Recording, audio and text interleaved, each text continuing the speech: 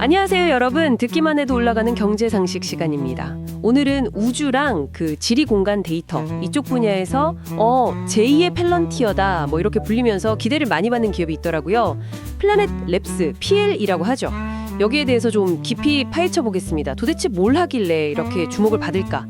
매력 포인트가 뭔지 핵심만 좀 알아보죠. 자, 그럼 플래닛 랩스, 이게 어떤 회사인가요? 위성이 거의 200개 가까이 되고 매일 지구 전체를 찍는다면서요. 진짜 매일 업데이트되는 구글 어스, 이 말이 딱 맞는 것 같은데요. 지구를 돕기 위해 우주를 활용한다. 이런 사명도 있고 또 사업 목표도 같이 있다고요? 네, 맞습니다. 바로 그 점이 되게 흥미로운 포인트인데요. 단순히 위성수가 많다, 이게 중요한 게 아니라 매일같이 지구 전체를 촬영해서 얻는 그 데이터의 가치, 이게 핵심이거든요. 예를 들면 농작물이 지금 얼마나 잘 자라고 있는지, 아니면 어디서 막 숲이 사라지고 있는지, 또 새로운 도로나 건물이 어떻게 지어지고 있나, 자연재해가 났을 때 피해 규모는 어떤지, 심지어는 특정 지역의 군대 움직임까지도 거의 실시간으로 파악할 수 있게 되는 거죠. 와, 진짜 활용 분야가 어마어마하네요. 그럼 그 데이터는 어떻게 쓰이나요? 네, 이 데이터를 이제 구독 기반 모델로 정부나 기업 아니면 NGO 같은 곳에 제공을 하고요. 그리고 단순히 그냥 사진만 딱 주는 게 아니에요. 그 플래넷스콥 같은 자체 분석 플랫폼도 있고 또 AI나 머신러닝 기술을 써서요. 이미지 안에서 특정 물체를 찾아낸다거나 아니면 변화가 생긴 부분을 자동으로 감지한다거나 이런 서비스도 계속 강화하고 있습니다. 매일매일 달라지는 우리 지구 모습을 그냥 손바닥 보듯이 들여다볼 수 있다는 거. 이게 참 대단한 기술이죠. 그렇죠. 그럼 실적은 좀 어떤가요? 최근에 연간 매출이 한 2억 4천만 달러 넘어서 11% 늘긴 했는데 예전만큼의 그런 폭발적인 성장은 좀 아니었다. 이런 얘기가 있던데요. 네, 그 성장세가 약간 둔화된 건 맞아요. 주로 이제 상업 부문에서 특히 예산 압박을 좀 느꼈던 농업 분야나 지도 제작 관련 고객들, 이쪽 수요가 좀 주춤했거든요. 근데 정말 다행인 건 정부나 국방부문 수요가 워낙 강력해서 이 부분을 충분히 상쇄하고도 남았다는 겁니다. 특히 진짜 주목해야 할 점은 작년 4분기예요. 이때 수주 잔고가 엄청나게 늘었어요. 수주 잔고요? 아, 그러니까 앞으로 들어올 계약 금액 그런 걸 말씀하시는 거죠? 네, 맞습니다. 이행 예정 계약, RPO라고 부르는데 이게 어떻게 보면 확정된 미래 매출을 보여주는 지표잖아요. 작년 4분기 말 기준으로 이 RPO가 4억 달러가 넘고 총 수주 잔고는 거의 5억 달러 가까이 되면서 이전 분기 대비해서 2배 이상 확 뛰었습니다. 이게 단순히 숫자가 늘었다는 걸 넘어서 앞으로의 매출이 얼마나 확보되었는지 그 가시성이 엄청 커졌다는 의미죠. 아니, 분기 만에 2배가 뛰었다고요? 와, 대단한데요.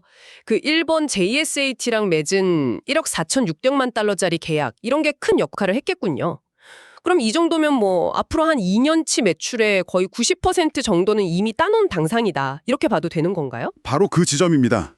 네, 이런 탄탄한 수주 정고, 특히 지금 매출의 한 4분의 3 정도를 차지하는 정부랑 국방부문의 이 강력한 수요, 이게 요즘같이 지정학적 불확실성이 클 때는 정말 든든한 성장 엔진이 되는 거죠. 미국 국가정찰국 NRO 있잖아요. 미국의 그 정찰위성 관리하는 핵심 정보기관인데 여기랑 대규모 계약을 맺었다는 사실 자체가 플래닛 데이터가 국가안보에 얼마나 중요한지 딱 보여주는 사례입니다. 보고 있지는 못하다고요? 손실이 좀 있다면서요? 네, 아직은 계속 투자하는 단계라서요. 작년에도 순손실이 한 1억 달러 조금 넘게 났습니다. 하지만 이제 비용 절감 노력도 꾸준히 하고 있어서 올해 말까지는 그 조정 EBITDA 기준으로 손익분기점, 그러니까 플러스 마이너스 제로에 도달하는 걸 목표로 하고 있습니다. 주요 고객은 역시 정보기관이 많겠네요. 그럼 상업부문 고객들은 좀 어떤 곳들이 있나요? 정부 쪽은 방금 말씀드린 NRO나 나사, 유럽우주국, ESA 이런 데가 대표적이고요. 특히 그 러시아 우크라이나 전쟁 때 플래닛 이미지가 상황 파악에 되게 유용하게 쓰이면서 인지도가 확 올라갔죠. 상업 부문에서는 농업 쪽에서 작황 예측하거나 임업 쪽에서 불법 벌채 감시, 금융 쪽에서는 원자재 재고 추적 같은 데 쓰이고요. 구글 같은 지도 플랫폼에도 데이터를 제공하고 있습니다. 그리고 최근에 그 JSAT 계약처럼 단순히 데이터만 파는 게 아니라 아예 위성 시스템을 구축해주고 운영 관리하는 서비스까지 사업 모델을 좀 넓혀가고 있다는 점도 주목할 만해요. 경쟁 상황은 어떤가요? 매일 지구 정체를 찍는 곳은 거의 없다고 들었던 것 같은데. 네, 정확히 보셨습니다. 매일 그리고 전 지구적인 규모로 또 이 정도 해상도의 이미지를 꾸준히 제공하는 직접적인 경쟁자는 사실상 없다고 봐도 무방합니다.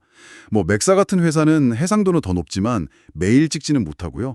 블랙스카이 같은 곳은 특정 지역은 더 자주 찍을 수 있는데 전체적인 규모는 훨씬 작죠. 플래넷의 진짜 경쟁 우위는 수년간 쌓아온 그 방대한 과거 데이터 아카이브, 그리고 매일매일 새롭게 데이터를 쌓아가는 꾸준함에 있어요. 이게 인공지능 모델 학습시키는 데는 정말 필수적이거든요. 그래서 경쟁사들이 쉽게 따라하기 힘든 일종의 해자, 모트 역할을 한다고 볼 수 있습니다. 그렇군요. 그럼 앞으로 한 4년 정도, 이 정도 기간을 내다봤을 때 성장 동력은 어디에 있을 거라고 보시나요? 몇 가지 중요한 포인트가 있을 것 같습니다. 우선 지금 같은 지정학적 긴장 상황이 계속되면 정부 및 국방 부문의 수요는 꾸준할 것으로 보이고요. 이게 첫 번째. 두 번째는 AI 기반의 분석 서비스 확대입니다.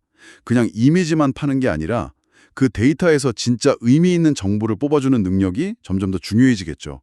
세 번째는 성능에 더 좋아진 차세대 위성, 펠리컨이라고 하는데 이게 이제 본격적으로 투입되는 거, 이것도 기대되고요. 마지막으로는 이제 경기 상황이 좀 나아지면 그동안 좀 주춤했던 농업 같은 상업 부문의 수요가 다시 반등할 가능성도 있습니다. 특히 회사가 목표하는 대로 한 2026년에서 2028년 사이쯤에 실제로 수익을 내기 시작한다면 그때는 기업 가치에도 굉장히 긍정적인 변화가 클 것으로 기대됩니다. 자, 그럼 이 모든 이야기들이 여러분들에게는 어떤 의미가 있을까요? 플래닛 랩스라는 회사는 이 우주 자산을 활용해서 지구에서 벌어지는 일들을 정말 속속들이 보여주는 아주 독특한 기업임에는 틀림없습니다. 강력한 정보 고객을 확보하긴 했지만 말씀하신 것처럼 수익성을 증명해야 하고 또 상업적으로도 더 넓게 성공해야 하는 그런 과제도 안고 있는 거죠. 네, 그래서 마지막으로 이런 질문을 한번 던져보고 싶습니다. 플래닛 랩스는 마치 인터넷 검색 엔진이 전 세계 웹페이지를 다 세계화해서 우리가 검색할 수 있게 만들었듯이 어쩌면 지구상에서 일어나는 모든 물리적인 변화를 실시간으로 세계화하려고 하는 건 아닐까. 모든 것이 정말 빠르게 변하는 이 세상에서 이렇게 실시간으로 검색이 가능한, 콜이 가능한 지구, 이게 과연 얼마나 큰 가치를 갖게 될까요? 그리고 만약 이들이 정말 성공한다면 지금 우리가 미처 상상하지도 못하는 어떤 새로운 가능성들이 또 열리게 될까요? 한번 생각해 볼 만한 질문인 것 같습니다.